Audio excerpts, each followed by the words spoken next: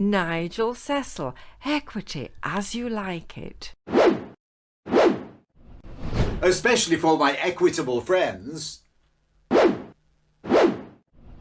Hello, Chakabatis. Nigel Cecil here once again, responding to questions and comments sent in by my equitable friends. And this time, Hilary, yes, thank you, I know. Hilary's chosen the topic that's had the most response, and that's about a protest that took place mid-August at Equity's Guildhouse HQ in London, when a group of theatre goers attended the HQ and presented a petition signed by hundreds of theatre goers protesting against Equity's participation in a Pro-Palestine March. Now, let's get one thing straight.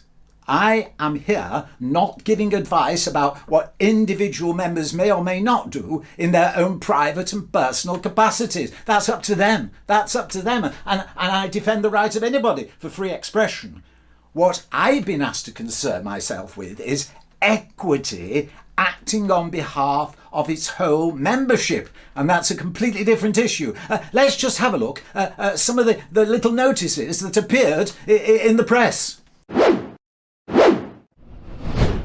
Now, I might say they're little notices and you may say big headlines, but in fact the greater majority of Equity members will have been totally oblivious to that going on. And so we've got these questions. Have you got that sheet? Yes, the questions. Question 1, is Equity breaking its rules? Well, no, not really. Question 2, does Nigel think protests like these will have any significant effect on Equity? No, not really. And so question 3 has come. How can the problem be sorted? Well, bear with me and I'll try and explain. Now, first of all, I have to make one thing absolutely clear. It's easier for me to say this as Nigel Cecil because I'm in character, but my alter ego probably couldn't say this at all because they are so angry and upset by what Equity has done on behalf of the whole membership. I would probably be red in the face trying to explain things. So as Nigel Cecil, and we've got the questions, let's see if we can sort of put things in perspective. Now, I think it's helpful to understand where I'm coming from. Years ago, as young Nigel Cecil, I became friends with a guy in Manchester who was an agent, a manager and a club owner, and we became great pals indeed. During one of my little resting moments, they rang me and said, "Hoi, Nigel, we think we've got a friend you should get in touch with and you may be able to do a deal." Now that deal lasted, benefiting his friend and myself, some 10 years. And I once said to him, I said, you never charge me commission. He said, no, that's what friends are for in that context. And we became friends. I went round to their house and I spotted things. I spotted something on the porch and then I began to realise they were Jewish. But that didn't matter at all. I mean, I didn't even think about it. We were friends and we stayed friends until he died some years ago. And one of the things I always did as a mark of respect, as a Christian, I used to see this thing called a mezuzah on the right-hand doorpost. And I thought, what was that? And then I looked it up and realised that this was a little box that contained a religious tract that was written on parchment with a quill pen. And it meant a great deal to them. And their friendship also meant a great deal to me. So when I went to their house, I used to always just touch the box and say, "Thank you, God, for giving me these friends." And it was something I just did. I didn't think about it, I just did it. Now, when Equity joined the Pro-Palestine March on behalf of all its members, and there were those terrible anti-Semitic demonstrations going along with it, I realised they were going on in Manchester as well. So I rang my friend's widow, who I'd kept in touch with all the time, and said, "Oi, how are you? How's things doing?"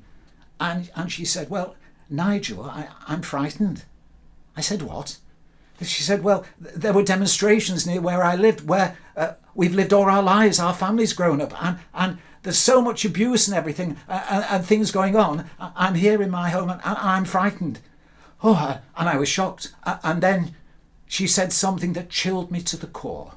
She said, I've had to take down the mezuzah because it can be seen from the end of my driveway and I'm afraid somebody might come and vandalise my house.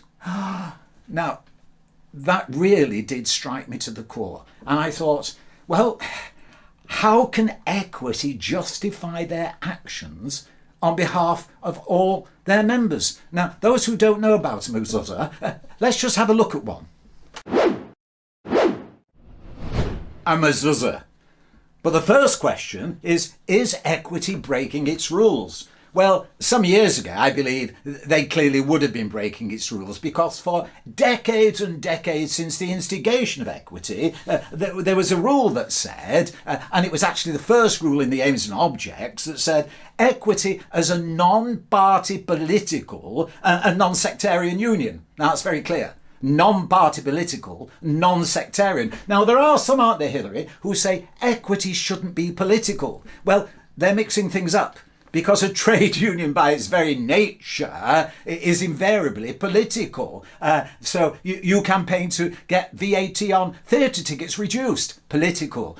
You campaign for extra funding from the arts from government, political. You campaign for your local council to fund particular theatres, political.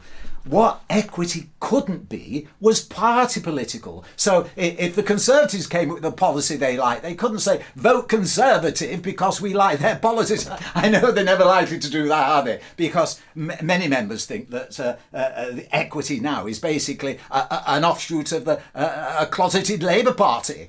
So even so, with that old rule, they couldn't come out and say, well, we urge you to vote for the Labour Party, even though we like their policies, because that's party political. So remove that and replace it with the new rule, a trade union that is independent of any political party or religious faith.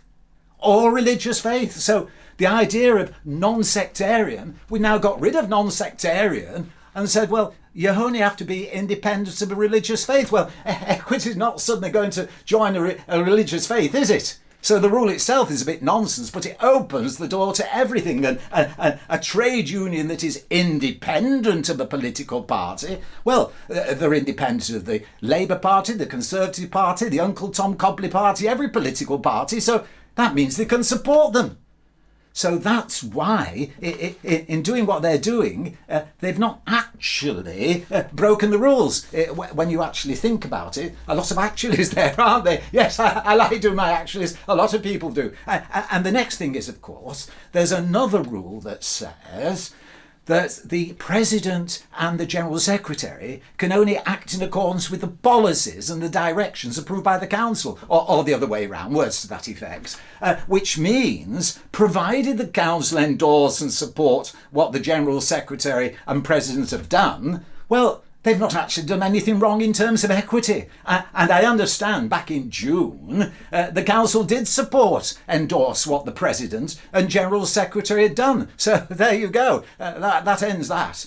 So realistically, if somebody says, is Equity breaking its own rules? And will the demonstration, the protest calling for the resignation of the General Secretary and President achieve anything? Well, no. I mean, and that's the difficulty. But the one thing Equity forgets is when they made their decision, they should not have been acting on a cliquish view, a socialist view possibly, that's currently endemic within the Council. They should have been aware that they were acting on behalf of all the members. But you see, there's something else that clicks into place that radical politicians are all very good at doing. Two phrases: plausible deniability and implicative deniability. Now, plausible deniability is if you can say, well, hey, they've already approved it, it's doing it, and we couldn't foresee what was going to happen. Indeed, The TUC, to which Equity is affiliated on behalf of its 5 million, or over 5 million members, which includes Equity members, presented a similar message a year or so before. I mean, just have a quick look at this.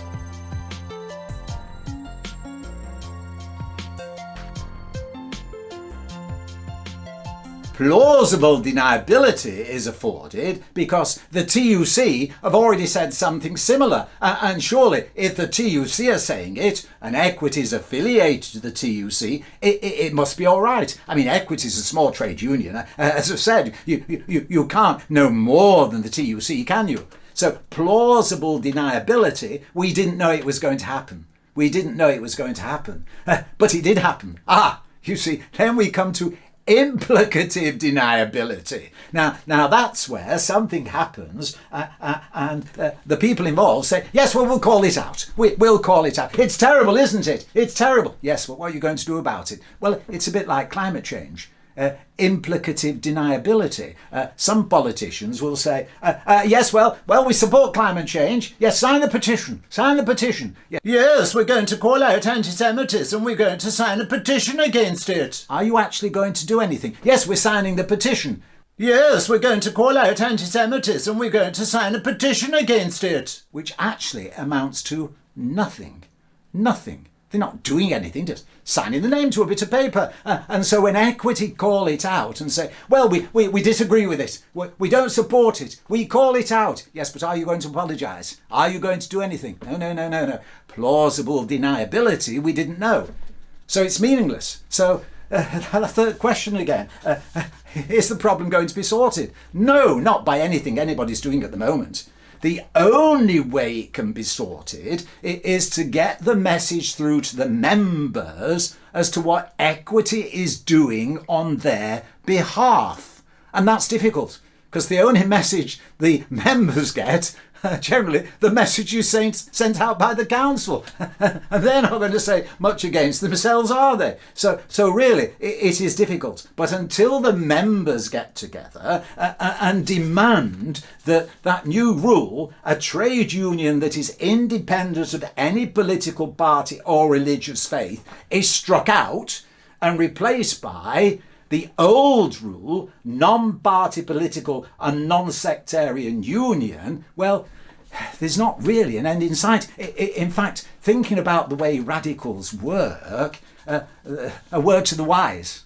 You see, they've already changed the rule book more than anybody else has in the last 10 years or so. And the members just get fed up with it. They don't understand what's going on, so very few members vote.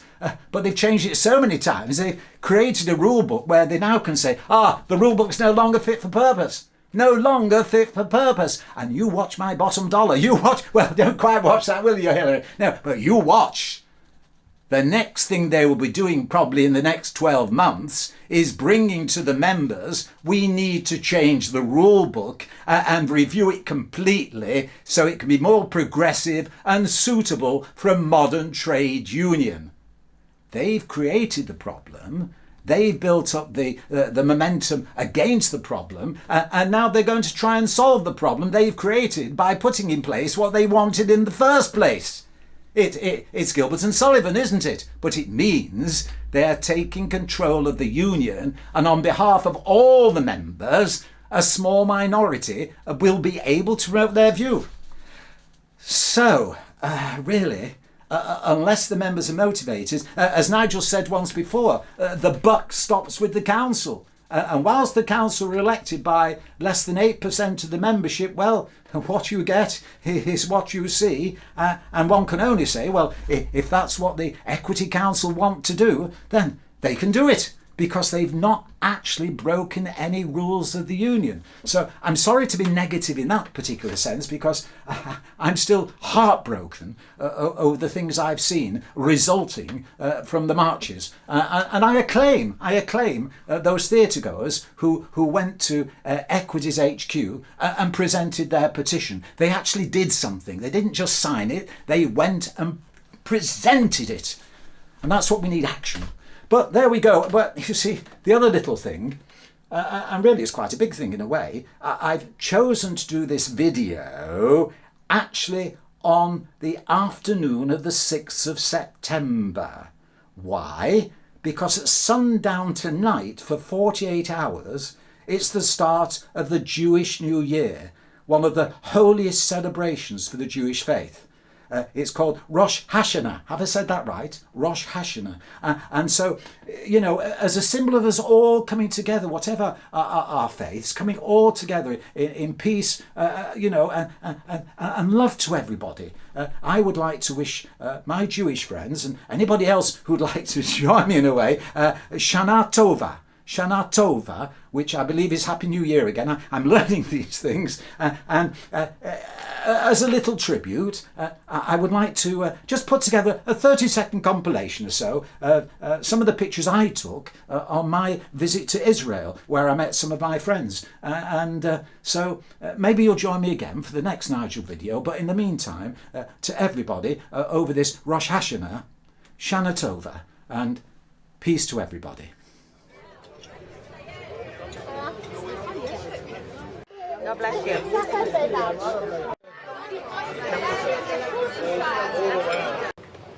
איך זה יכול להסתדר יותר טוב?